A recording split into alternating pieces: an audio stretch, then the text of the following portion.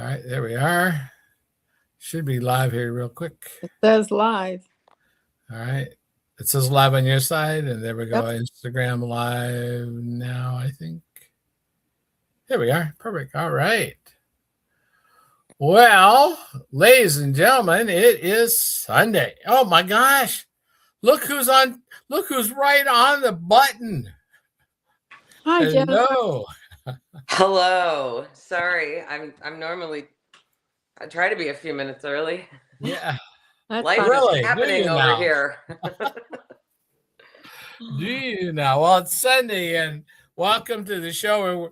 We're still working on building the format and building our audience. And these two beautiful ladies, representing 120 years of excellence and servitude to the world, are with us tonight, and it's so exciting to have you here. And there are regulars, and it'd be wonderful to have if others ever want to come on board and share their stories.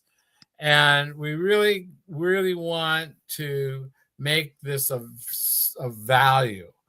And we all come from different spots, but we all have stories of family with mental issues, if you will, from the fact that there is a metabolic issue that can affect our mentality, our issues that way, right? That pretty much a fair way of saying it.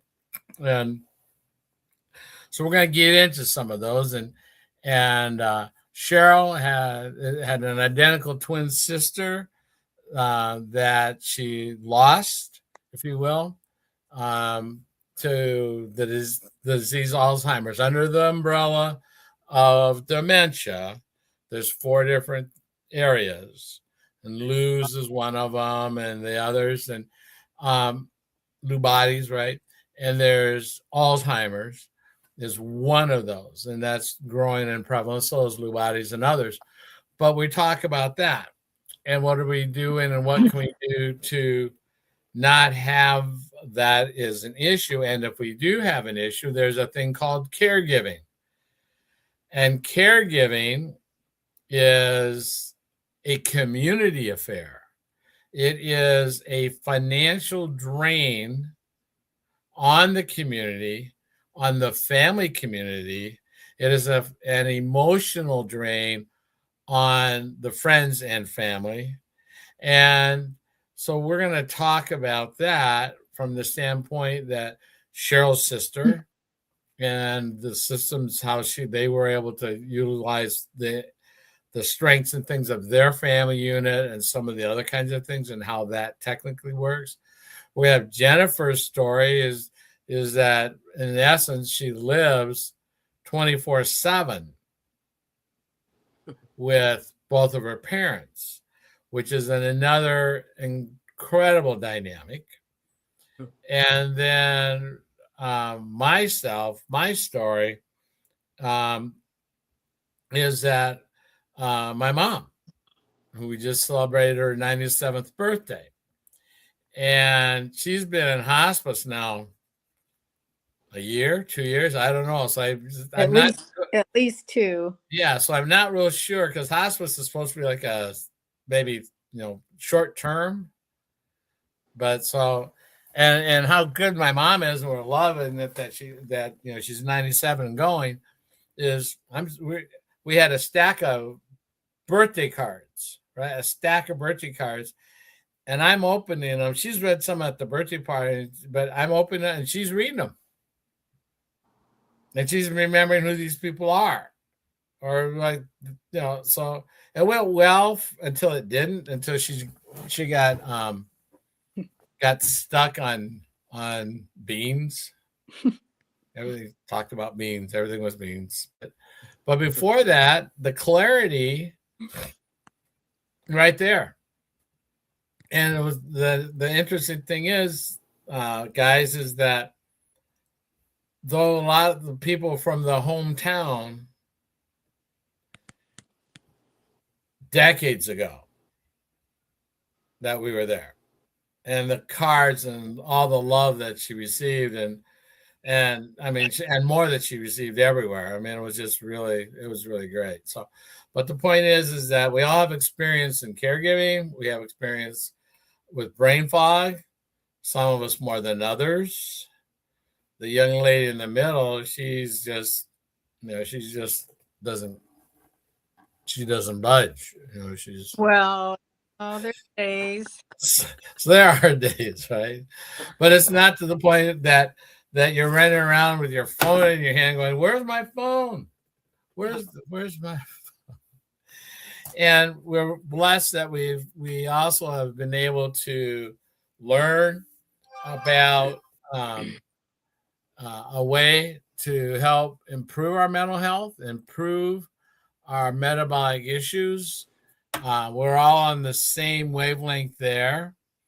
And I had, honest to goodness gracious, Cheryl, I didn't know if you saw Jennifer's picture with her biological uncle. Yes. Holy cannoli, girlfriend! She looks like you look like you weighed 110 pounds. I mean, come on, right? You did. It was a really nice picture. It was Thank great. you. That is my high school body. I'm 51. You just took me a while to get back to it. My gosh, I mean, that was just like, who is this girl? Wow. And then your uncle is how old? Your uncle, your biological uncle, how old is he? He's 81. 81. Okay. Yes. So Cheryl, your age? I'm only 80. Don't push it.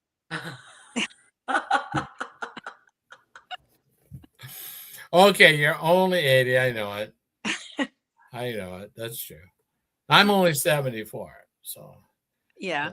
And I'm only 51. And you're only 51. So we've got a 30-year spread here. 3 decades. But we all deal with the same kind of thing. So yes, we do. Well, guys, it's great having you here. Sure, I'm going to ask you a question. When you think of your sister before the Alzheimer's, what was one specific trait or sister moment that always comes to mind with you guys? I mean, you're identical twins. What's maybe one or two specific traits that you guys just like boom comes to mind? Well, I guess one of the things is that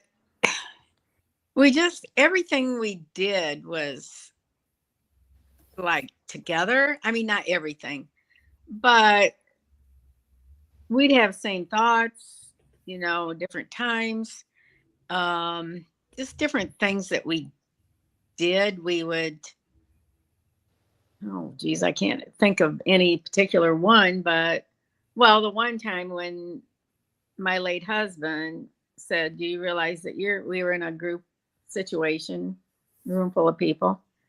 And he said later, "Did you realize that you and your sister were sitting there talking to each other and were completely ignoring everybody in the room?"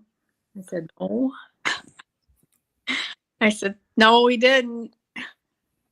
We just we had that bond that we would just focus on each other because we could talk. We were comfortable with each other. It's just hard to explain, but okay. If you're, and you know. Okay. Now, was there ever a specific moment where you realized that there was something amiss or awry that was shifting at all? Do you remember anything like that? Yeah, when she would call me every night. She worked in the guidance office as secretary at the junior high school. Okay. And she would call me every night and she'd be so upset because she'd say, "These kids are driving me nuts." And this one lady was driving her nuts. And she never talked like that before. And she was almost in tears. And she would call me every night. And I thought, what's going on? So that was a change then. It was a change. It really was. Did you have any inkling at all? No, I didn't. Because I was not with her every day like her family. Her family noticed because they were building a new home, and they built many homes. And she was always a general contractor. And she would see that things got ordered at the right time, like kitchen and all that kind of stuff. She knew exactly when it had to be ordered. And she was forgetting. And that was unlike her. Okay. Now, as identical twins, mirror twins, okay, at that same point in time, did you notice anything that was shifting in your behavior or your with you? And I never even told you this, but I remember driving one day and I thought, where am I going? And then when I look back on all of that, maybe it was something, because we were so close, something I was feeling. But I do remember that one day, and it kind of scared me. It was before she was even diagnosed, but we Sure. didn't know anything.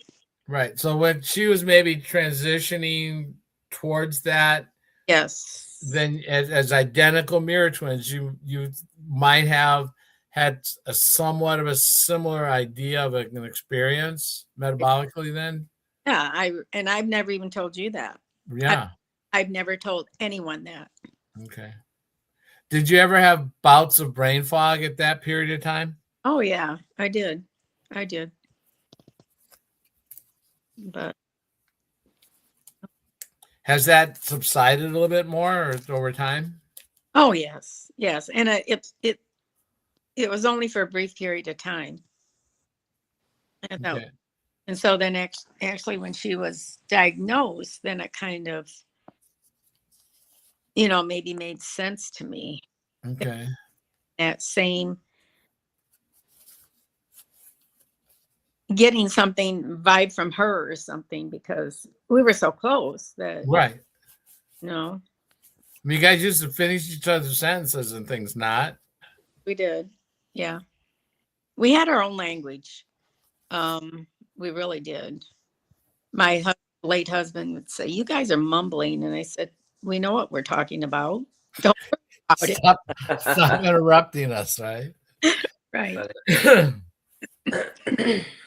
And then when that diagnosis came, when the diagnosis came, was it something that you were? How did you feel? And at that point in time, what happened? How did you feel mentally? I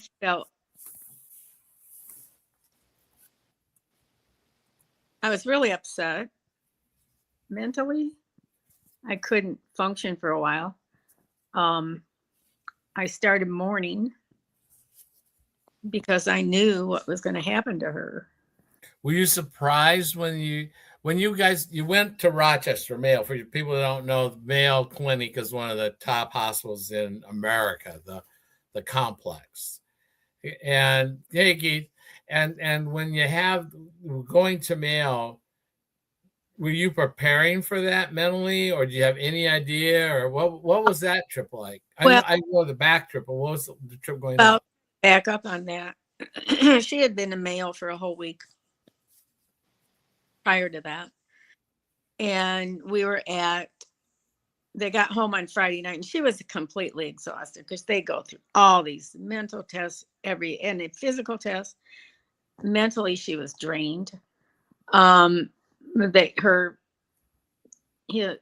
son's wife was having a surprise birthday party for him. So we went and they were there.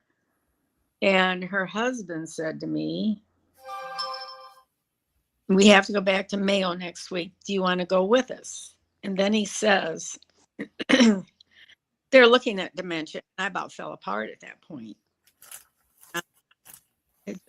So you had that, you'd been told before you took the trip.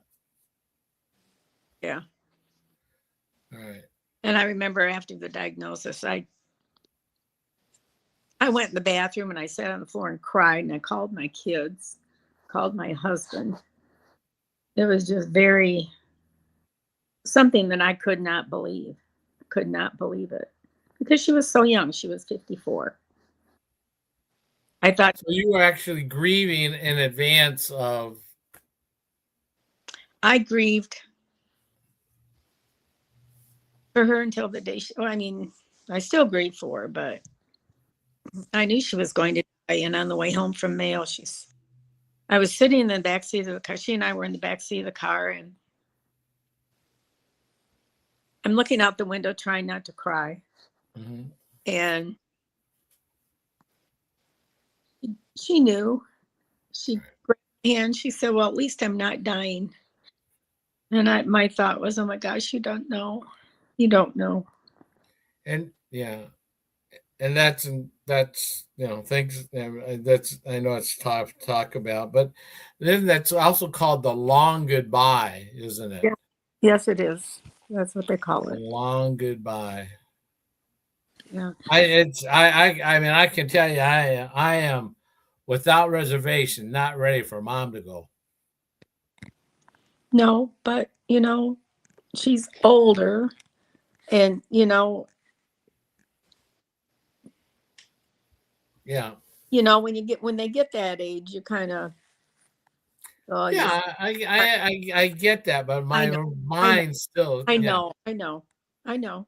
I mean, man, your sister, she was only 61, When she died. yeah, when she died. So at age 54, she's over 3 years older than you. Mhm.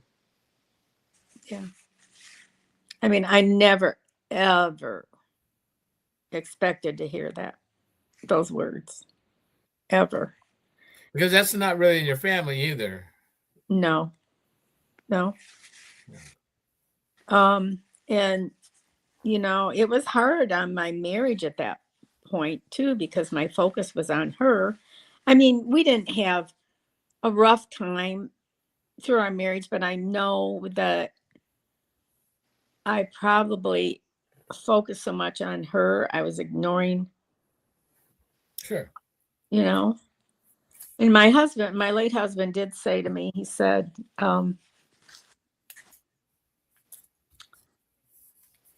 "What's wrong with you?" And I said, "You don't understand." As much as he tried to, and he was great through it, but Right. it was hard. It was really hard. Absolutely.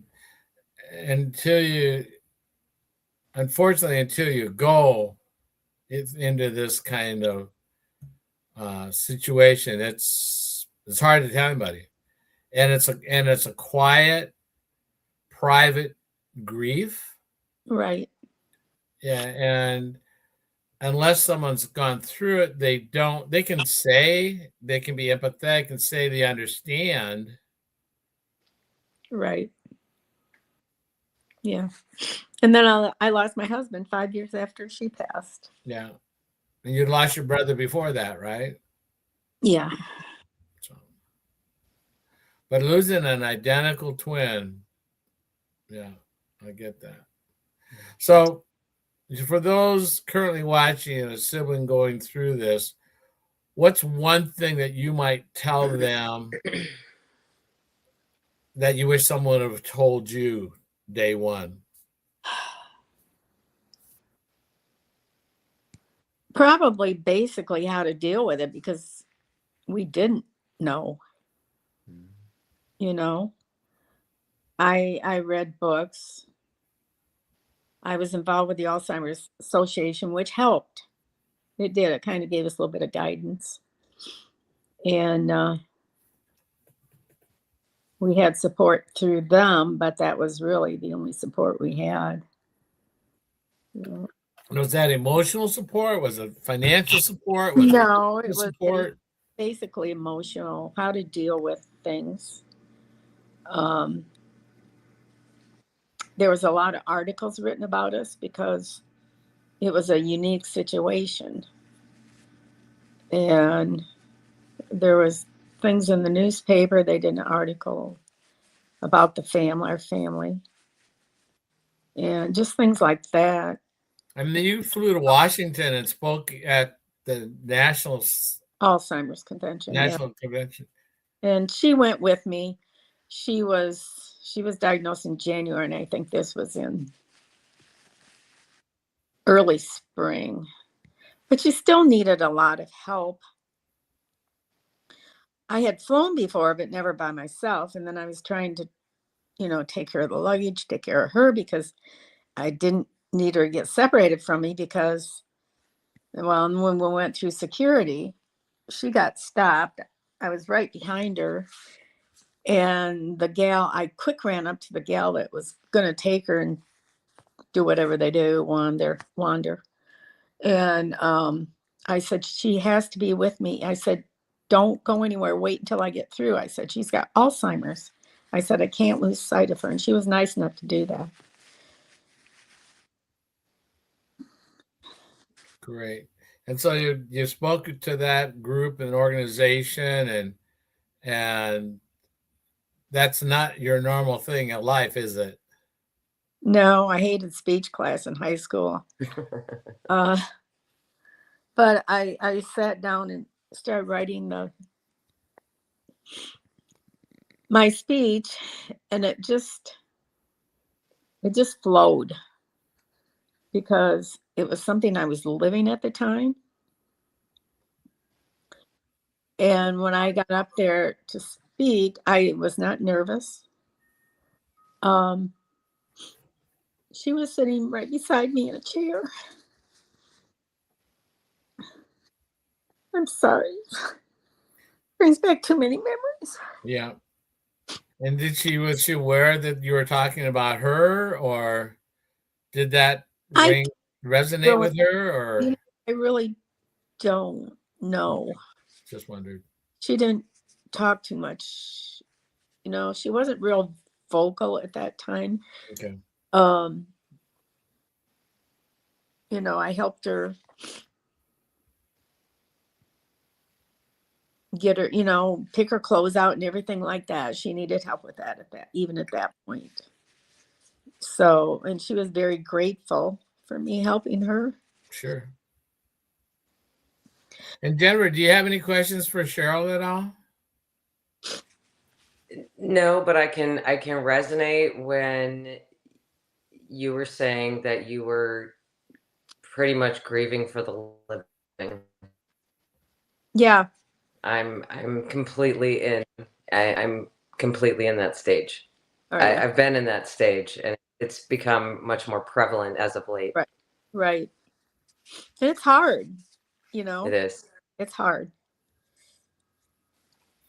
And Jennifer, now in your environment, your parents, your parents, you're 24/7. You've been there for now 3 years. Mm-hmm. Yes. Ladies and gentlemen, can you imagine 24/7 with people that may or may not really actually want you there? What do you mean they don't want me, George? I'm independent. I don't need nobody. Right? Oh, it's almost comical, really. And today's one of those days where it could just be a comedy show. We could be making some YouTube money off of what goes on here. Yeah, sometimes, that happens. It really does. So I got a quick question. Here's a quick question for you, Jennifer. How do you flip the switch between daughter and caregiver? Well, I'll honestly, I don't switch it very well. As a daughter, I am pretty direct and to the point. That's a skill I have obtained over the years, much to my mother's disliking. She likes to tell everybody that I'm bossy and will revert back in time. Oh.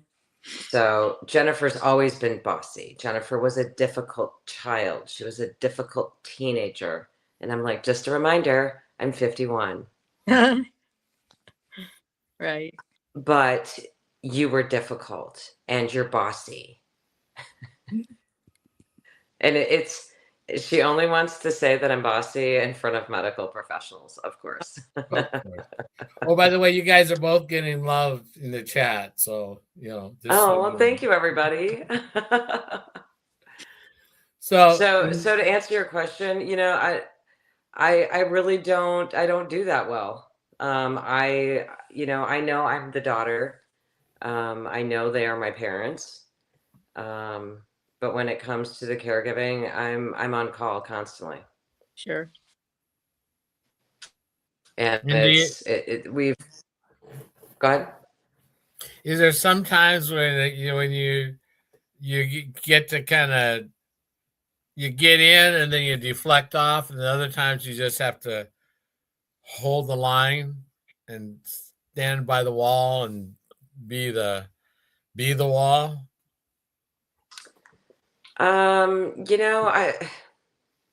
Yes and no. Okay.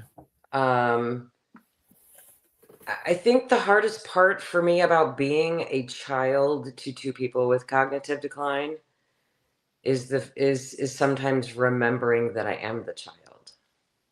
Right. Because I'm caring all the time. Mm-hmm. And I get frustrated and angry at times because I have two roles that are simultaneously moving. And some days I just want to be the daughter. Right.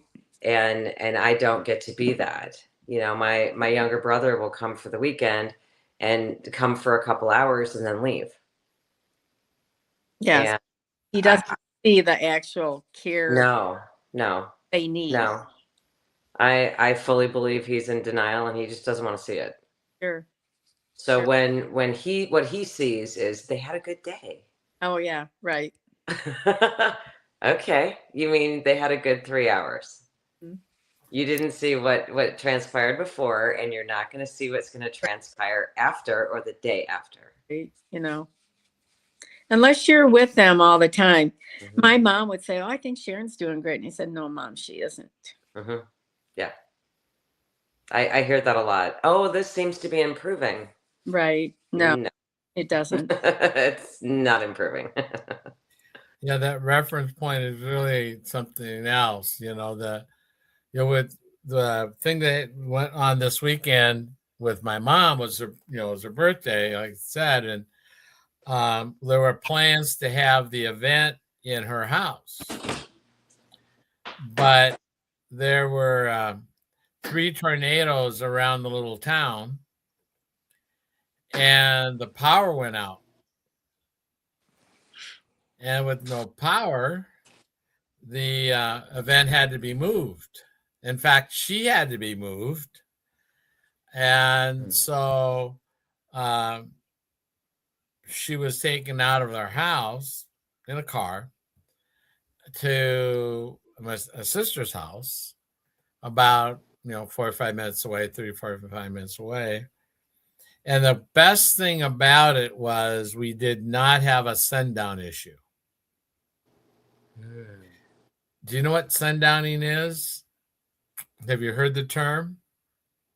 So sundowning is what happens when someone that is in mental decline, Alzheimer's, dementia type, under the umbrella, right?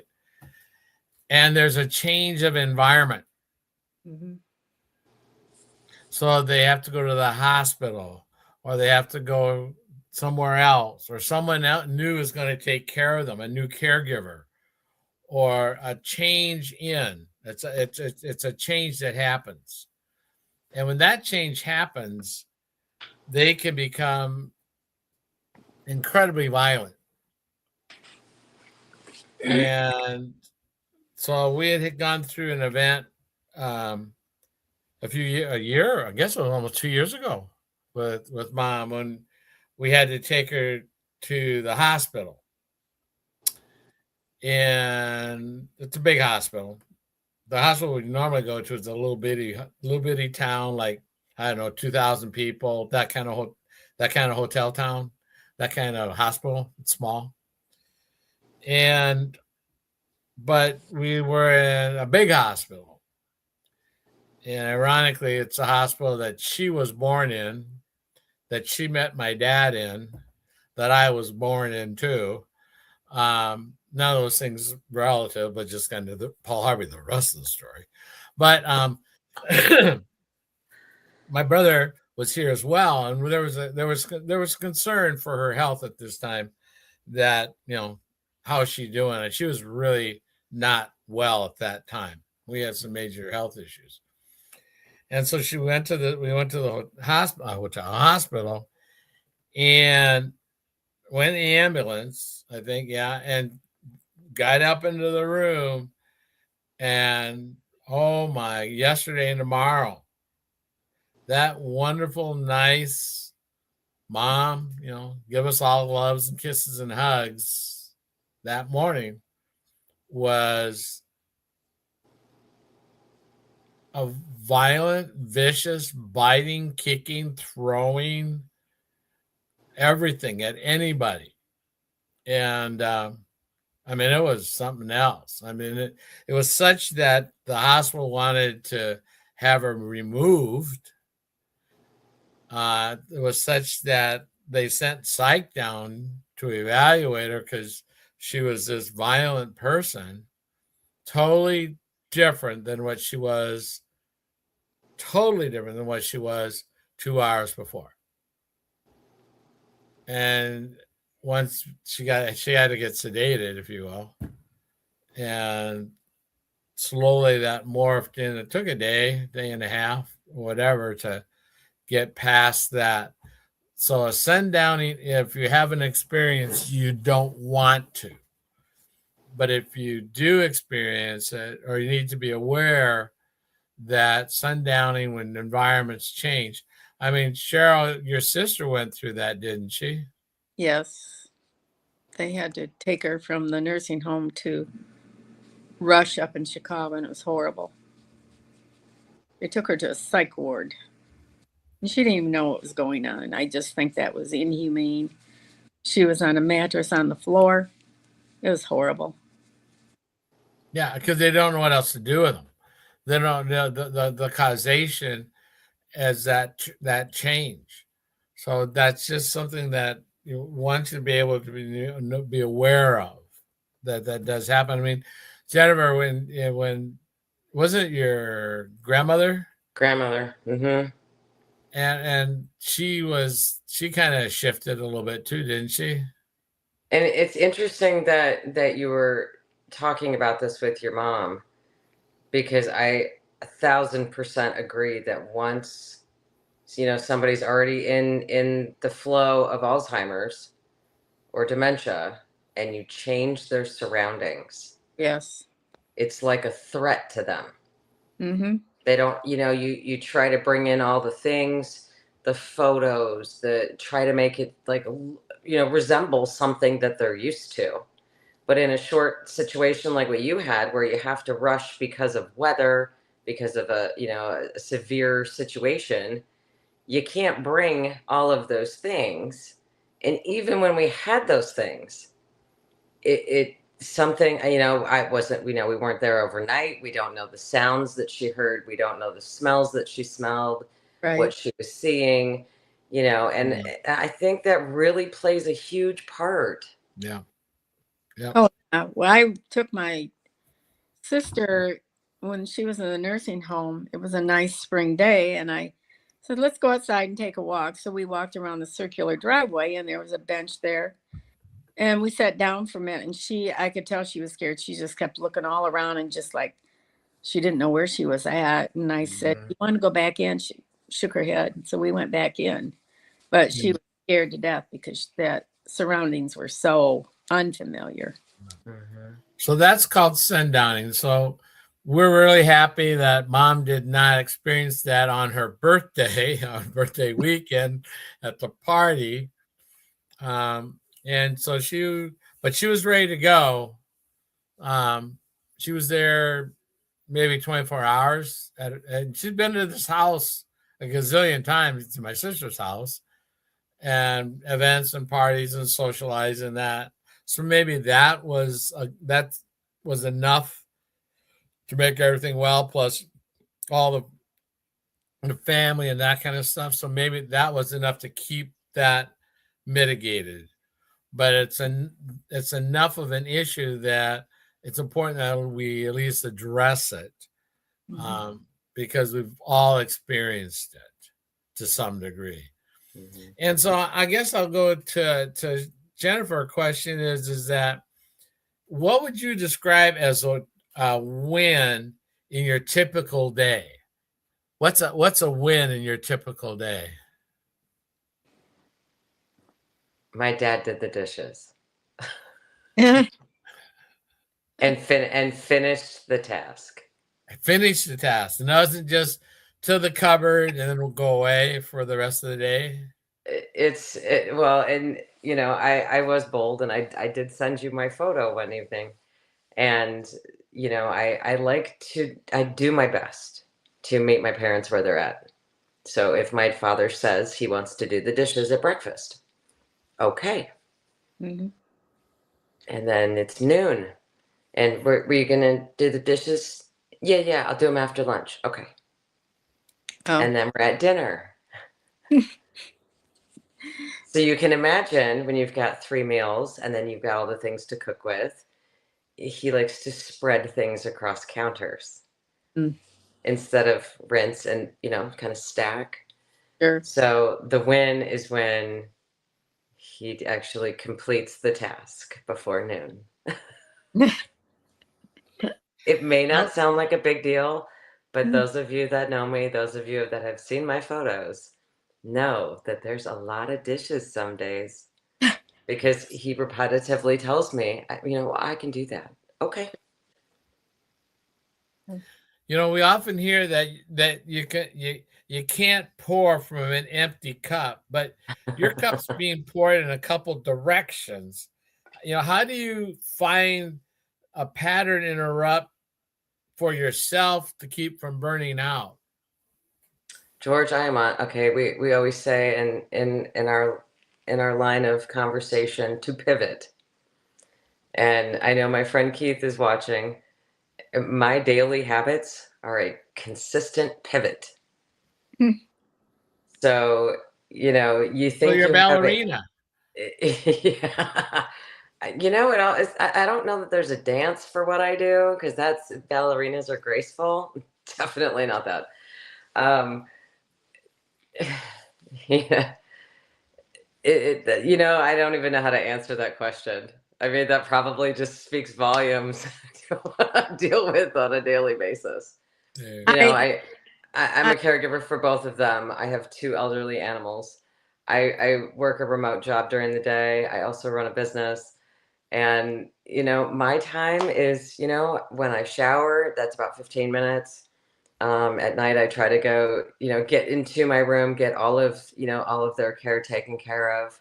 Of course, they can pop in at any time, but at least they get like an hour or 2.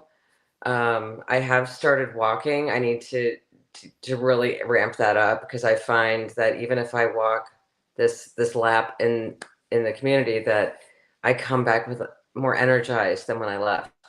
Sure. Imagine that. You know, my stress release is my yard. Mm-hmm. When my husband passed, he had passed in April. And if I wouldn't have had that to keep me going, it was a release for me. I could go out, could forget everything. You know, and I was working a full-time job, but that was my release. It really was. And I'm still like that, aren't I, George? Yes, you do. I just, yeah.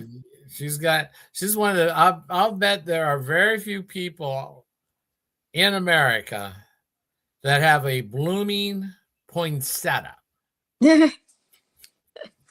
Ooh, send pictures. Well,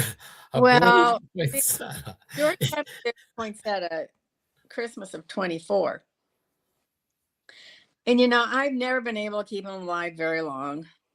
I think soil, actually, I do, because it's almost a foamy soil. And so I've never been able to keep them alive very long. So I was looking it up because they were such pretty flowers, and said, cut it down to about that far, put it in a dark spot in your house. Don't water it.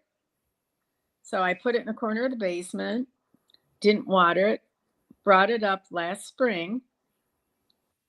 I set it out in my deck when it was, the temperature was good. When I planted my other flowers, I set out in the corner of my deck. It was partially shaded, but it would get sun also. That thing, the leaves bloomed. I mean, it didn't bloom at Christmas, but it's beautiful right now. That's amazing. I know. I'm so proud of that thing. So I'm going to take it out when it gets nice outside. I'm going to take it back out in the deck, put it in the same spot, and see what happens. And if it dies out, I'll just cut it down again, take it down the basement. But I'm just amazed at it. I'm so proud of that. I would be proud too. That's beautiful. It is pretty incredible, isn't it? Yeah, it is. Pretty So incredible. I don't have a flowering plant per se at this point, but I did grow some green beans from seed. Oh, and my nice. dad was impressed with the flavor of the green beans. Now, mind you, I have a dollar store little basket that I lined with dirt because we live in an HOA, so we can't do any of the yard and none of that stuff. Right. So it's on the patio, and we had 6 delicious little beans. Oh, wonderful. But that was my win. Well, here's a question for you, Jennifer. Having learned and learning, and every day is another contingency. Yeah. As the world turns and the condition morphs, what have you learned about navigating the healthcare system for 2 people at once that everyone that you would want to share that other people should know? First off, if your loved one is in a space where they still have some cognition, start going to the medical appointments. Start listening to the conversation between the medical professional and your loved one. Sure. And I did ask my mother's permission, not in the most tasteful way, but I was in the appointment, so she has a lot of different specialists, and I would ask her, is it okay to add me so I can get information for you? Because if they don't know that they can talk to me, they will ignore me, and then I can't help you. Sure. So that is an ongoing thing. And so I'm on, make sure you're on all of the emergency forms. Now, my parents, the way that they've worked it over the years is if my dad's at the doctor, my mom's the first call. If my mom's at the doctor, my dad's the first call. I have gone in and this is my number. If you want to schedule, call me. Mom is legally blind. She can't answer her cell phone. If my dad answers, he hands me the phone. He's like, I don't know why these people are calling. So, changing it so your loved one understands that you are now the point of contact, that you will be speaking on their behalf. Right. Even when it comes to, like, my parents are on Medicare, they also have it's like a kind of like an umbrella. There's United Healthcare and Medicare together. Right. But I have to call 2 different numbers. So you have a long-term care? No, that is one thing my father never did. So they've got the Medicare with the supplement then. Yes. Yeah. So that does not, just so people know, Medicare does not cover long-term care. Nope. It does not. Medicaid will. However, you can have all of $2,000 a month in income and pretty much no assets. Yep. Right. And if you have assets, you have to sell them down Mhm. in order to get coverage. Because if you have, in other words, for the state, federal, the state to cover your care costs, Mhm. okay, you have anything. And if you think you can get rid of it because you get diagnosed, you are 7 years too late. Mhm. Yeah. You are 7 years too late because there's a look, what's called a look back. And in the look back, how this works is, let's just say that let's say you have $200,000. You have $200,000, right? Cash, whatever. And let's say that your care at a facility is $10,000 a month, which is not abnormal anymore. I mean, care at facilities is 6,000 to 10,000 and more per month. Well, let's just say 10,000. Okay, you have $200,000 in your retirement account. Care is 10,000. 10 into 20 is 20 months. 20 months. That means to the facility that you can't, because you got to fill all this out. That means that you have 20 months before you can qualify to get $1.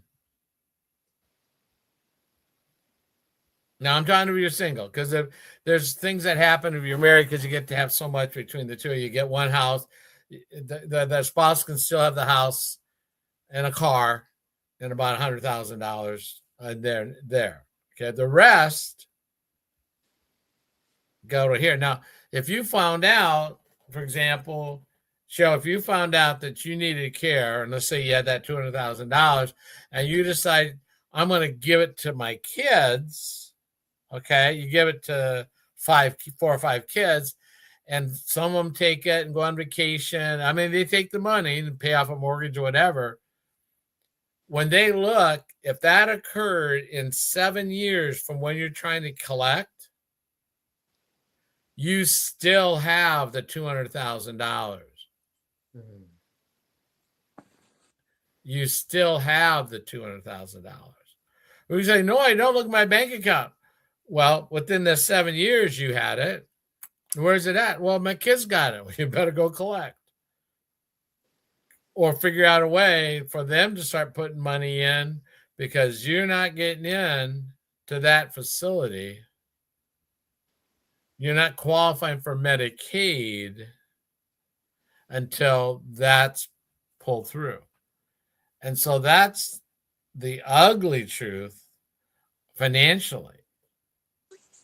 And to get Medicaid, to get long-term care paid for, if you don't have the product, long-term care, you are, and if you don't have, someone like Cheryl, someone like Jennifer, a family unit like mine, where we're able to contain and for as long as possible do all that support inside freely with family support, and that you're facing a mess.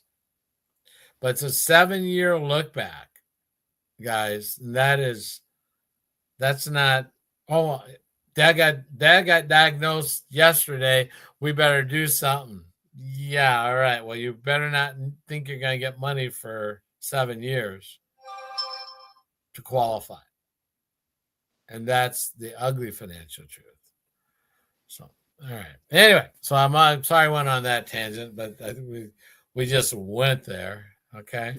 You need to know that kind of stuff goes that, and people always go, well, they'll take your house. Well, let me ask you, let's have this little conversation. Yes, once if someone's on Medicaid, right? That means they're getting money from the state, right? Right. Now, would you be okay if your neighbor got to give their $1 million house to their kids when they died and you paid for their care? Shouldn't that asset be used to buy down that debt? Because it's not free money. It's a supplement if you don't have any value, right? It's not it's a welfare, if you will, and no one likes that word, but it's a welfare program designed for the impoverished. Impoverished is a crazy word, but people with no assets or little assets. That's their safety net. Okay. Now, some people just take to the streets and we have that whole mess. But the reality is that as we get older and people need that kind of care, where's the money going to come from to pay for it? And it's going to come from, unfortunately, the assets and savings that they have that someone is thinking they're going to inherit. It just goes away. It can go away. So no one wants to be a burden, but if you don't plan, that's how that can go. So, all right. So let's go on another. Sorry, go on that. It's not a fun tangent, but it's like we say, it's a topic that nobody wants to really talk about because these are issues and they become private.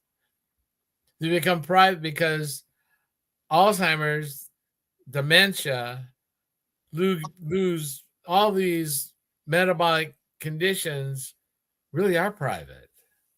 It's not like it's a big public thing that people can see, like someone that's overweight or whatever, right? The crippled, the guy bent over, the guy in a wheelchair, the one on oxygen, all those, the outward things.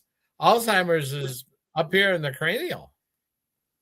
It doesn't show unless you have a conversation, you watch someone wandering, so it's a private, and we treat it private. Generally people don't talk about money in public. They don't talk about their sex life in public, and they don't talk about their mental health in public. And when it gets to that point, they aren't usually allowed in public. Right? Unless now we have a great gray alert or something like that. So these are real issues, guys, that we share. And the one thing about why we share it is because, one, we want people to know, right? I mean, the lessons you've learned, the things you want to share. Two, the idea is that we know that younger and younger people are developing these issues. I mean, Jennifer, you had some brain fog. Oh, yes, I did. And it wasn't little. I didn't know how big it was until I was putting my parents' medical appointments on the wrong week and the wrong days. That's a problem. Huge problem. And Cheryl, you had some brain fog and you were lost mentally, right? For a little bit, figure out what the heck is going on for directions or something, or I mean, I had brain fog and fear. Right. Fear. Absolute fear. Right. And could go, yeah. I would have gone if I hadn't changed. I have no doubt if I hadn't changed and gotten into the protocol, this comeback plan, I was fast tracked to being dementia, I'd be in Mackinac in the room next to Mom. That's her house, is in Mackinac. So if she would let me. My this is why you can chuckle, but my son says, Dad, don't worry, I'll give you the garage, but it won't be heated. That's funny. My daughter said that she would make sure that I would get a room above Oh, the you got a garage. room? A room, like the attic of the garage. She Oh. goes, I'll fix it up. You got to climb the stairs, though. But yeah, and so I mean, the reality is that this condition is affecting younger and younger people. And it used to be an old people's thing, right? I mean, I at my age at 74, Cheryl at 80, people go, oh, okay, yeah, they've had a good life, they're getting like that. No, crap, no. We don't have to go down that road. Mhm. And for people younger to go down that road, there's an issue, and it's metabolic. And so that's why we come and talk about this. And Jennifer, what do you do for yourself, health wise, that's helped you clear up your brain fog and things? You know, George, like you, I have been on the protocol almost a year, and I drink 2 teas. Now, for myself, I do take 2 fibers. Completely sustainable in my daily, every 5-minute pivot of my day. You know, I used to be a pot a day coffee drinker. I used to also drink a lot of sodas, and I wake up and I start sipping on my tea. I have energy. My mood is good. It's kind of like it helps me through the day. It's Perfect. my emotional support little packet that gets me going and keeps me going. Right. Sure. What about you? Well, I'm on it. Of course, I've always had a lot of energy,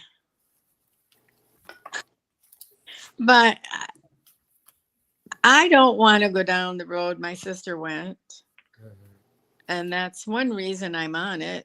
And when you're on it, you're talking about this? Yes, Unamante. It's a tea. I drink 2 a day and take a fiber before my biggest meal. It really keeps me satisfied all day too. I don't really feel hunger pains. So you don't, wait a minute. I thought you had to get a shot so you didn't get hungry during the day. I'm not going down that road. All I have to say about that, George, is our body naturally produces that hormone. And I don't have it in my bottle. I have it in my cup.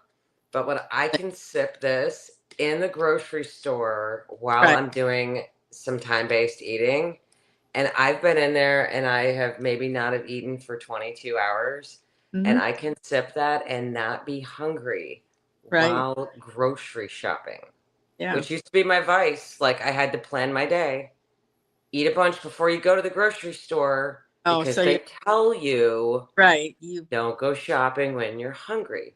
right. Well, I'm not hungry when I go anymore. And I love it. Yeah. I mean, Exactly. you know, I get that too because you just, I mean, some people think about food all the time. When I get stressed, I can't eat, but I